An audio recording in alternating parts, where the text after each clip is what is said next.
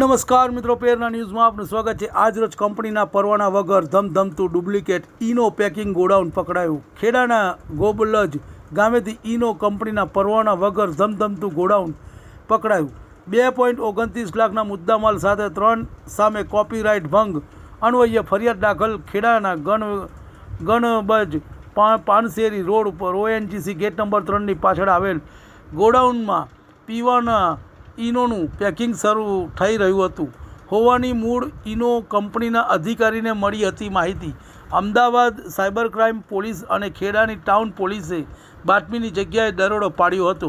પકડાયેલ આરોપી ભગવાન રામ રૂપારામ ભાટી મૂળ રહે રાજસ્થાન કિર્તલસર ગામ, ચોકીદારો કા મોહલ્લા જિલ્લો નાગોર અને સૂર્યપાલ શુભમ દુર્વે મૂળ રહે મધ્યપ્રદેશ ટુરસી ગામ પરાસિયા જિલ્લો છીંદવાડા। પોલીસે ઈનોનો જથ્થો ડુપ્લિકેટ હોવાનું જણાઈ આવતા ઈનોના પાઉચ તૈયાર કરવાના સાધનો, પાઉચ પેકિંગ મશીન, ઈનોના પાઉચ લેબલ કે કંટાનના મોટા થેલાઓ કુલ 2,29,440નો મુદ્દામાલ કબજે કરી પકડાયેલ બંને આરોપીની પૂછપરછ કરતા બંને કોઈ આધાર પુરાવા રજૂ કરી શક્યા ન હતા।